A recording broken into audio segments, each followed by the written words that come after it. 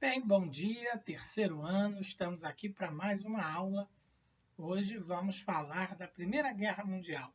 Lembrando que eu deixei um vídeo para vocês assistirem sobre a Revolução Russa, né, que é um processo também muito importante da história contemporânea, né, que todo mundo foca ali em 1917, mas esquece de dizer que a Revolução de 17 ela tem o seu nascedouro num processo lá em 1905, portanto, né, a gente tem que olhar a Revolução Russa não apenas como aquilo que ocorreu em 1917, né, aquele evento, né, ali seria um grande finale para nascer um novo regime, uma nova estratégia política e econômica na Rússia, né? Mas a gente não pode esquecer que o movimento começa lá em 1905. Então assistam ao vídeo que eu coloquei, né? Que destrincha isso para todos nós de uma forma bem maneira, com animações e tal. E hoje aqui, nessa videoaula, eu vou focar na Primeira Guerra Mundial, um processo que também tem os seus antecedentes, né, que também são importantes, e eu vou falar deles, mas ela ocorre, né, entre 1914 e 1918. E a Primeira Guerra Mundial ela vai ter uma importância ímpar no desenvolvimento da história, não só da história do capitalismo mundial a partir, né, de 1918, mas na história do mundo, né, da Europa e de todo o mundo, né? A Primeira Guerra ela vai influenciar diretamente, ela traz novidades, né, acontecimentos que vêm da guerra e que vão marcar profundamente a história contemporânea, a história do mundo dali para frente. Bem, vamos começar então falando dos antecedentes da guerra, né?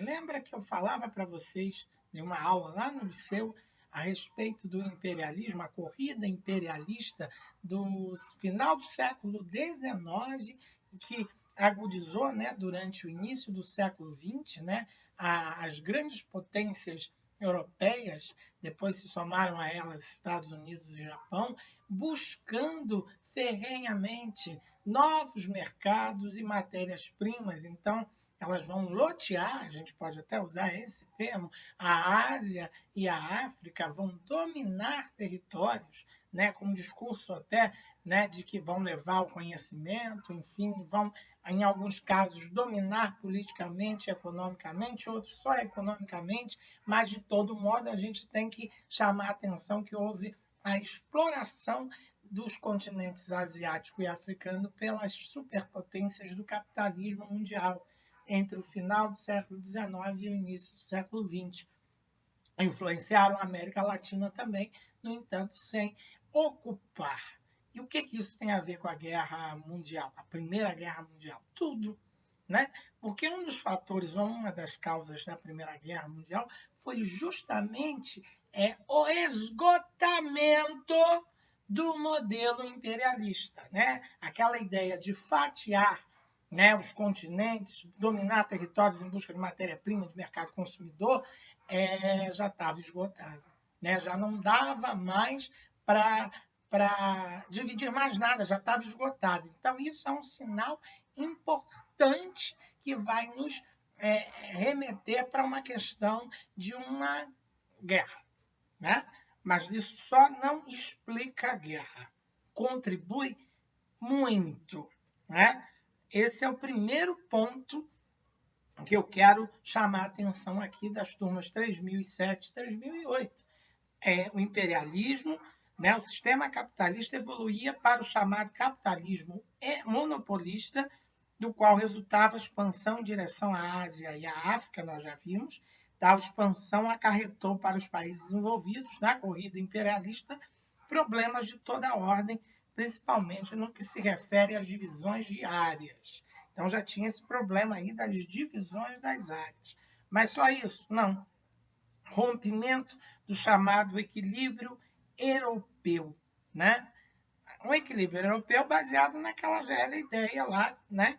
Que vem lá desde do processo da Revolução Industrial, da Revolução Inglesa e da Revolução Francesa, final do 18, início do 19. França e Inglaterra como as grandes hegemonias da Europa, né?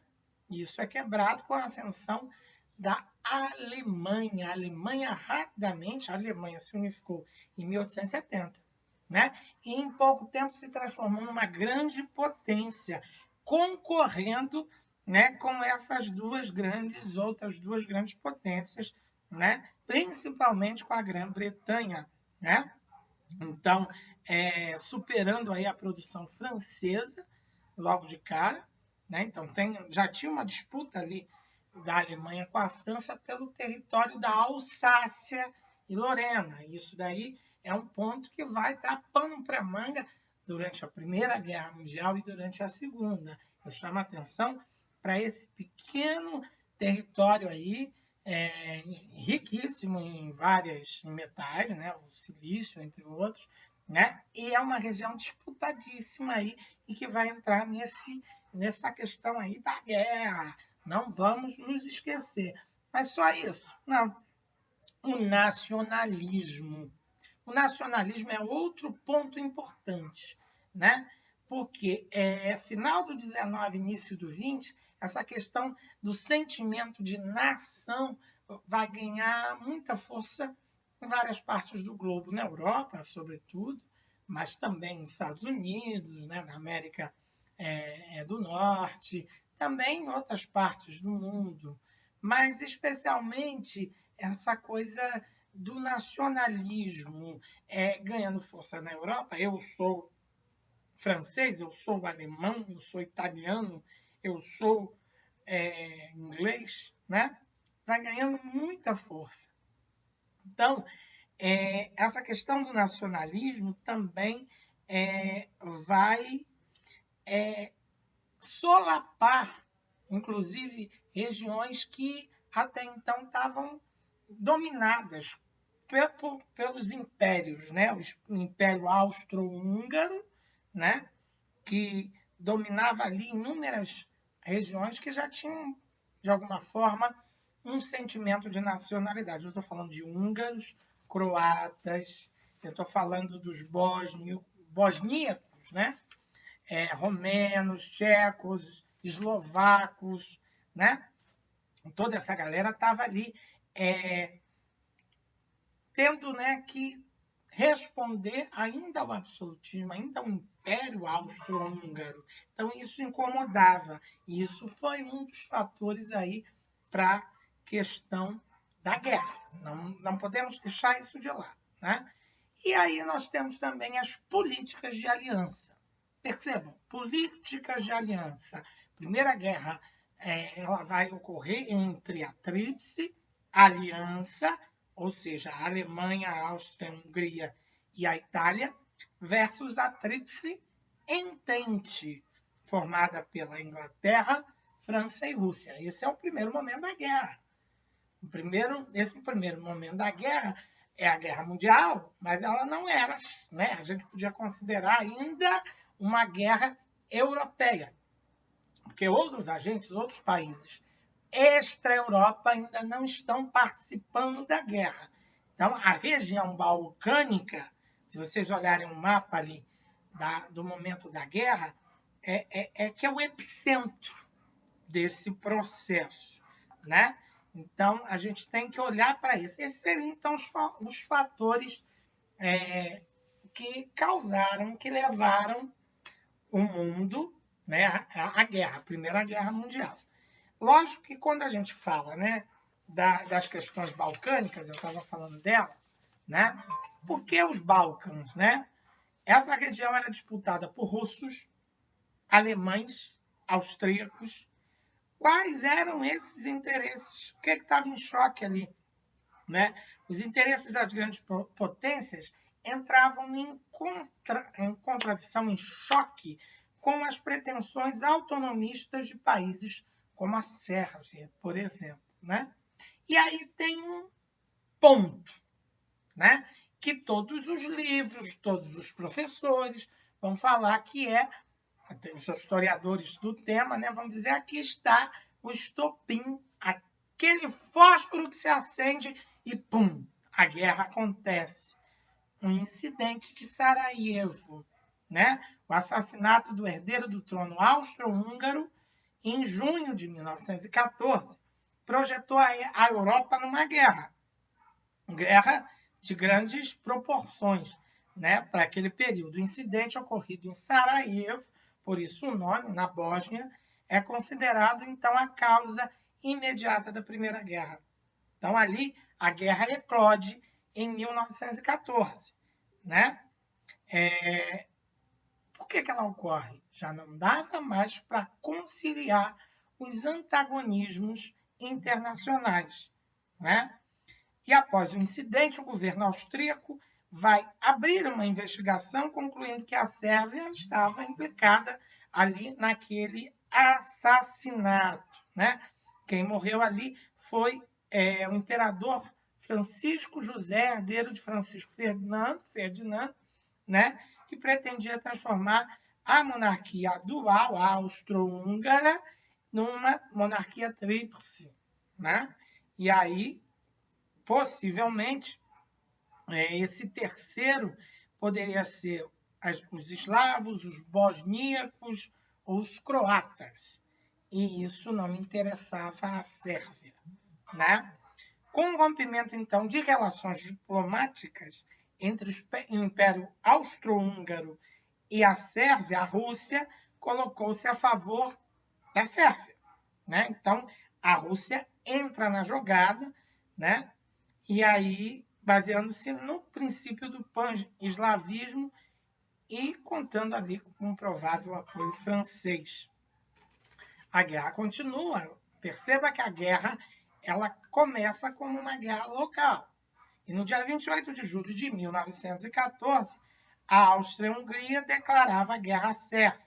A Rússia preparou-se para a guerra e no 1º de agosto a Alemanha declarou guerra à Rússia.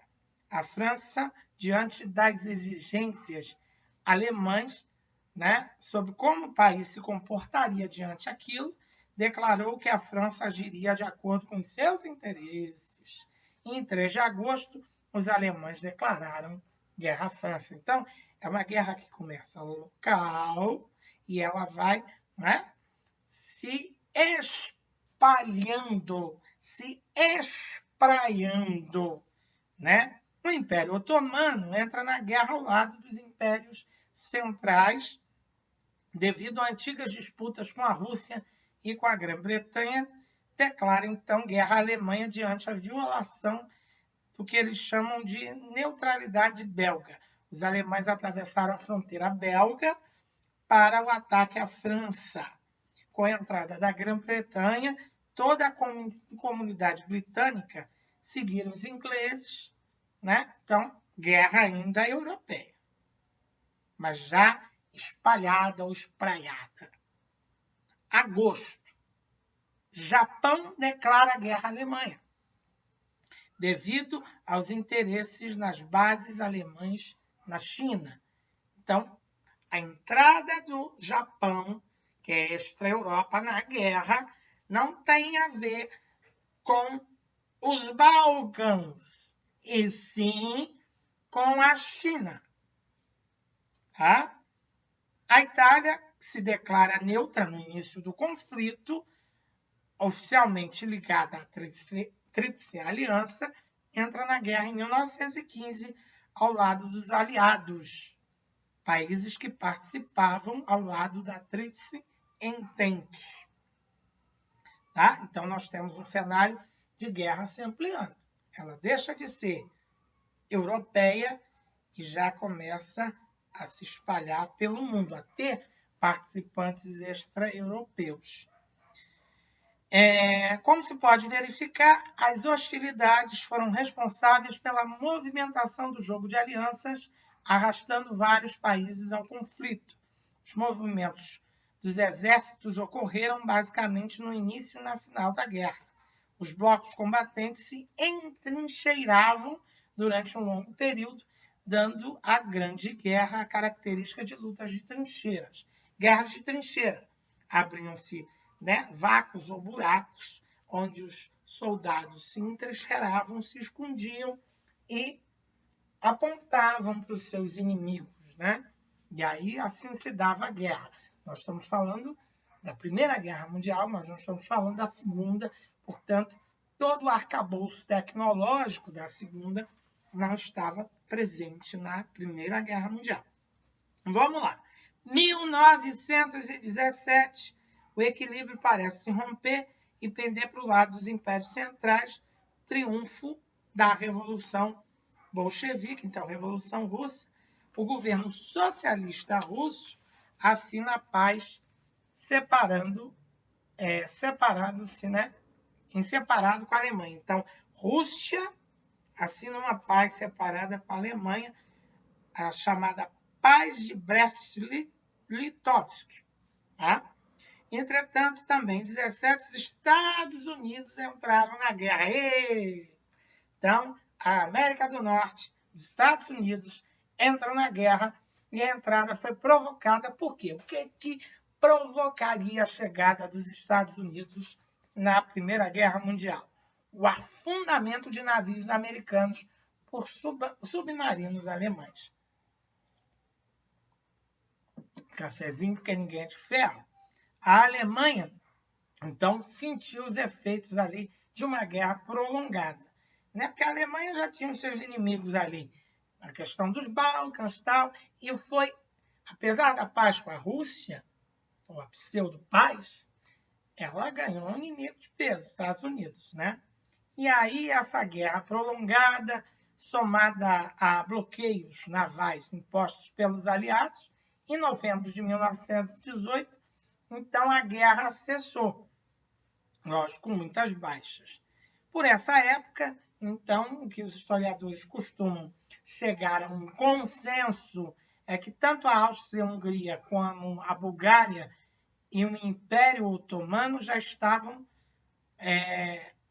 haviam, né, saído fora do conflito. Então, essa guerra vai cada vez mais se tornando rarefeita. E a Alemanha já era uma república, proclamada em 8 de novembro de 1918. A paz, então, caminho da paz estava pronto para ser afirmado e firmado. Né? Só que aí tem as sentenças. Guardem isso, porque essas sentenças dos tribunais, elas serão importantíssimas para a gente entender o pós-guerra. Sobretudo o que aconteceu com a Alemanha no pós-guerra e por que a Alemanha tomou determinado caminho. Isso tem a ver com o nacionalismo, tem a ver com o surgimento do Hitler, do nazifascismo, tá? Que será tema de nossas próximas aulas. Não houve negociações. Né? O Tratado de Versalhes, que foi um desses tratados do que saiu desses tribunais, ele foi imposto à Alemanha. Né? A Alemanha deveria restituir à França as regiões da Alsácia e Lorena, regiões riquíssimas, entre outras coisas.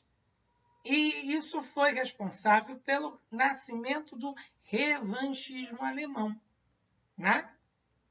Os alemães foram humilhados. Humilhados. Lógico que essa humilhação não vai justificar, né? Ou não justifica que tenha existido o nazifascismo. Mas a gente tem que reconhecer que foi a partir disso aí que nasceu a semente que foi dar no nazifascismo, né? A humilhação. Bem, o que mais que a gente pode ver aí? Né? Teve um outro tratado importante que foi o de Saint-Germain. A Áustria cedia territórios à Hungria, à Tchecoslováquia, Romênia, Iugoslávia e Polônia. Ao mesmo tempo, o governo austríaco foi forçado a reconhecer a independência desses novos países. Tá? Então, a geografia da Europa, no pós-guerra, já estava modificada. Vocês peguem um mapa, né, da Europa antes da Primeira Guerra e compara com um mapa geopolítico da Europa pós-Primeira Guerra. Vocês vão ver aí, né? O mesmo tratado, o de Saint-Germain, impunha a proibição de qualquer tipo de união com a Alemanha. Está vendo como a Alemanha está sendo isolada, como se fosse algo, né, alguém que fosse menor, alguém que tivesse que ser deixado de lado? E através do tratado de, eu não sei se é assim que fala, é Neuilly, N-E-U-I-L-L-Y, tá? A Bulgária perdia os territórios para a Romênia, Iugoslávia e Grécia. Então, com o término da guerra, a Hungria passava a ser um Estado soberano. Perceba?